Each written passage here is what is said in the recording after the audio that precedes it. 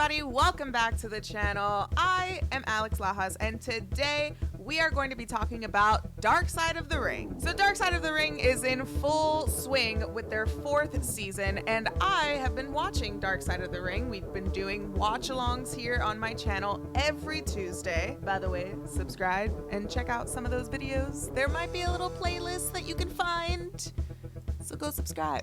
However, last week I was stuck in Nashville, so I was unable to do a watch along, but no worries. I am delivering my review from last week's episode all about Bam Bam Bigelow, as well as a little review of the season so far, my thoughts on what I've been watching and some of the subjects for this season's episodes. So, without further ado, let's get into it. So this week's episode was all about Bam Bam Bigelow. Shout out to Asbury Park.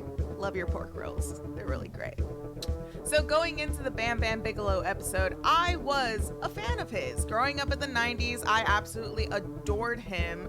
I was very scared of his head tattoo, but whenever he was paired up with Luna Vachon, I just ate it all up. I loved it so much. But I didn't know the exact details that we are about to get into with this episode. So some of the things were kind of new to me. Now, Dark Side of the Ring just always kills it. Their editing, the re-dramatization of everything, the cinematography, it's just so damn good. And with this week's episode, and they've been doing it with a couple other episodes, I love the way that they foreshadow a major event within the subject's life.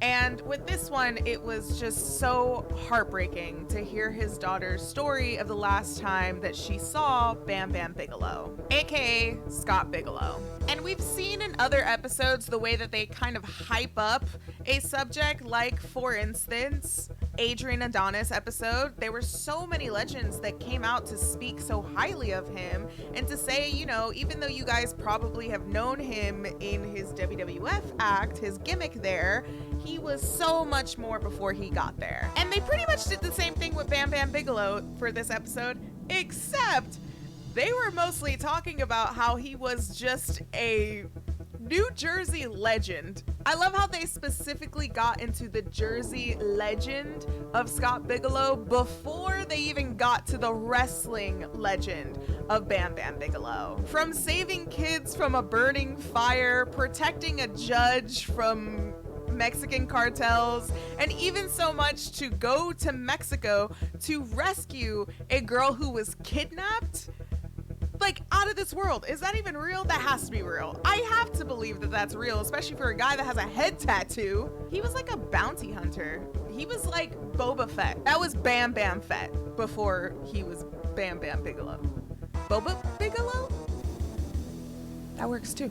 And I absolutely love that the episode included one of my favorite videos of Bam Bam Bigelow, and that's when he's having a full conversation while he's getting his head tattooed. Listen, I have a few tattoos, okay?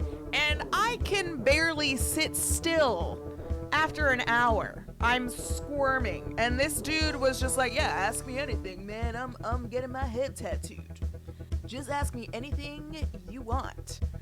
What? Give me a snack or a water while I'm getting like a little tiny tattoo here. This actually didn't hurt that much. Actually, you know what did hurt? That one. That one hurt a lot. This one right here. And within the first 15 minutes of this show, we learn how Bam Bam is just an instant star before his debut. Now, with Bam Bam, I am familiar with his work in WWE and a little bit in ECW, but as a lifelong fan, it was really cool to see some of those early videos of him in wrestling school, but I really wish they would have dived in a little more with his wrestling career before WWE or WWF at that time. But I understand we only have an hour. It's okay. Maybe Vice should allow Dark Side of the Ring to have 2-hour episodes. We all would watch it. There's so many episodes from this season that definitely should have gotten 2 hours. There were so much more that they could have just dived into, but again, I understand it's only an hour. But Vice, If there is somebody that you should be listening to in the wrestling community, maybe it should be me. Also, do you have a job? Do you want to hire me? That's cool too. Anyway, make Dark Side of the Ring 2 hours long. And all of the creators and the production and everybody that's in charge of the show, pay them more for that. It's not like we're on a strike or anything.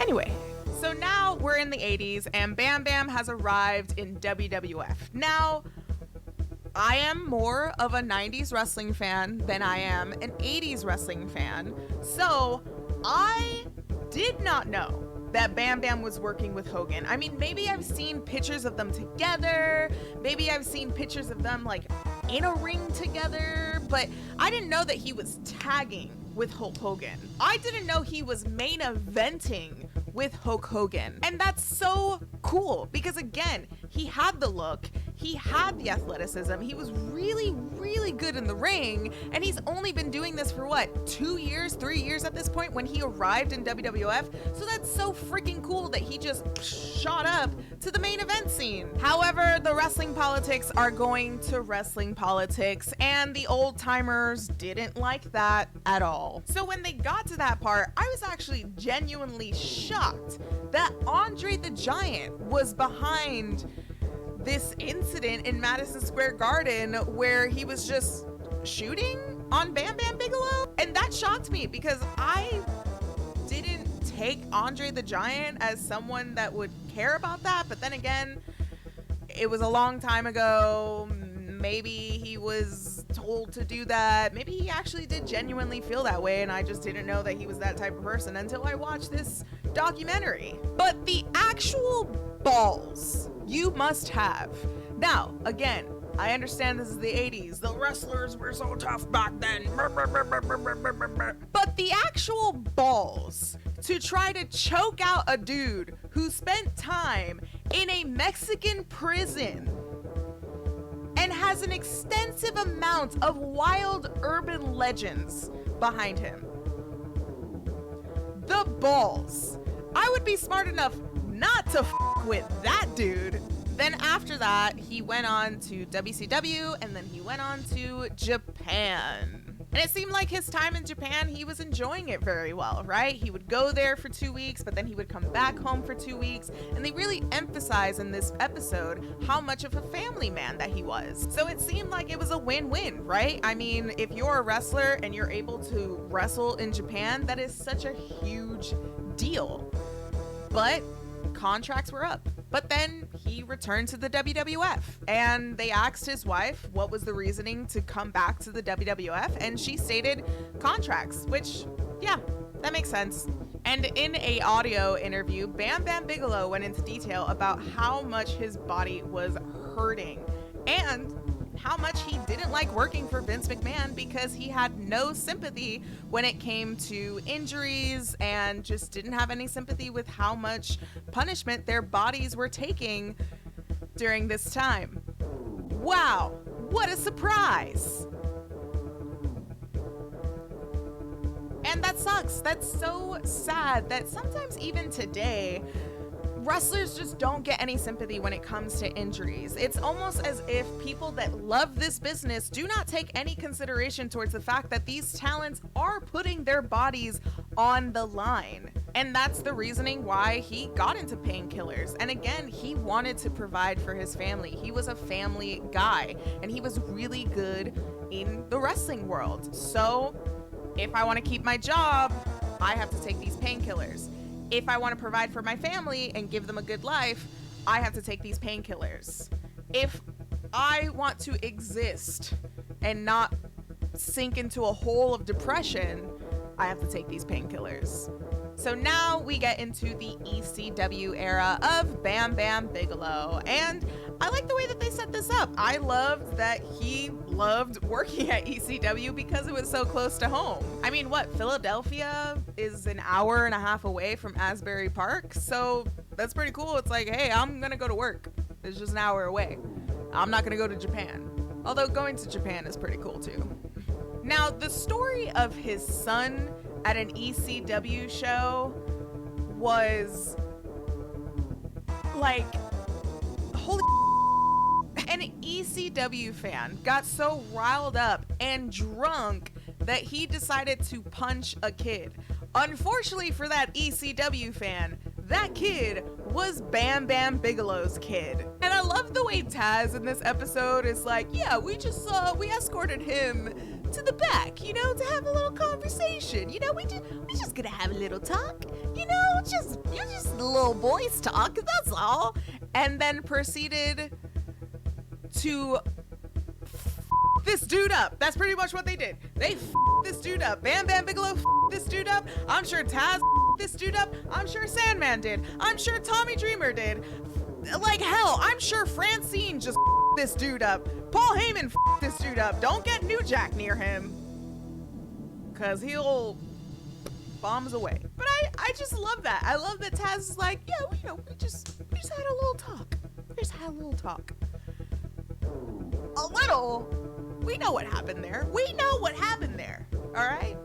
But go into detail about what happened there. We would love to know. And then they get into the Taz and Bam Bam Bigelow match, the infamous match that happened in ECW, and it was for the World Championship, and they were in Asbury Park. They talk about the trapdoor bit, and I love that Taz was like, oh, I hate this. I hate that I'm pulling back the curtain. I hate it. I'm an old timer. I hate telling you guys how the magic is happening. It's like Taz is the masked magician, but he is being forced to tell everybody his oohs and ahs secrets about professional wrestling. And then at the end of the episode, they get into the rest of his family, his sons, his daughter. They retell the story from the beginning of the episode with his daughter in the car with him, and he's just nodding off, and the cops pull him over, or at least the cops find him at a parking lot, I believe of it at McDonald's. Don't really remember.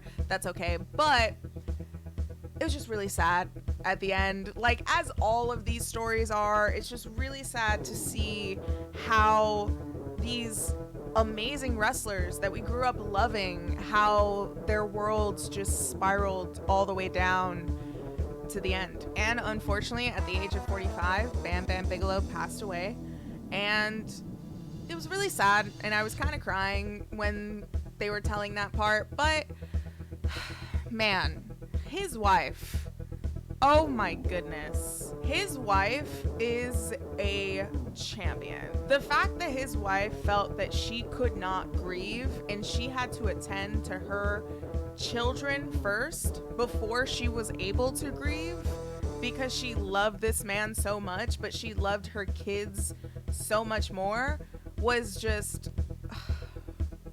so gut-wrenching, so heartbreaking. But I honestly could say, especially with this season, shout out to all of the wrestling wives. It is absolutely heartbreaking to hear these stories specifically from the wives, and to see visually they're holding back tears talking about the men that they fell in love with and the men that they unfortunately are still grieving. Overall, the saddest part of this episode, but as well as the entire series of Dark Side of the Ring, is to know that the wrestlers that you grew up loving were never cared for by the people who were booking them and paying them. The fact that none of these promoters or bookers cared about their well-being, and they just had to push forward with the pain that they were suffering in the ring, is heartbreaking.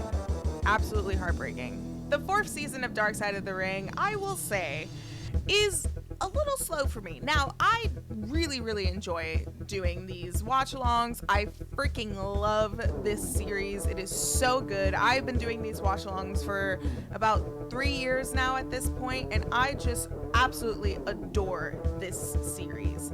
However, with this season, it just feels a little rushed. Some of the episodes feel a little rushed. Within the previous seasons, I really enjoyed the way that they mixed in different backstage stories with these stories about alcohol and addiction and overdosing drugs and even car accidents. I do like the mix of different subjects. But so far with this season, it's just death, death, death, death, death, death, death. And I get it. It's not called Dark Side of the Ring for no reason, but I would like for some of it to be mixed in with some backstage stuff or infamous stories. Like, you know, they did it with the steroid trial and Montreal Screwjob and even the collision in North Korea. I didn't even know that that was a story, even going as far as to talking about FMW. Now, I know that this season is not done yet, and I know that we're getting Bash in the Beach,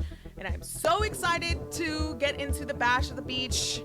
I don't know anything too much about that story, so I am really excited to get into that. And that's also like another episode where I wish that that was 2 hours long. So that is my review on the Bam Bam Bigelow episode for Dark Side of the Ring, and overall a little tiny review of the season that we have so far. So what do you guys think? Are you enjoying this season? What's your favorite episode so far? Let me know in the comments below, and while you're there, subscribe to the channel and hit the bell notification so you know when I occasionally drop a video. And be sure to subscribe so that you are aware of my Dark Side of the Ring watch-alongs. They are every Tuesday live at the same time as the episode, so come check it out, and I hope to see you guys very soon in the chat. As always, thank you guys so much for watching and subscribing, and I will see you very soon. My name is Alex Lajas, and I love your face.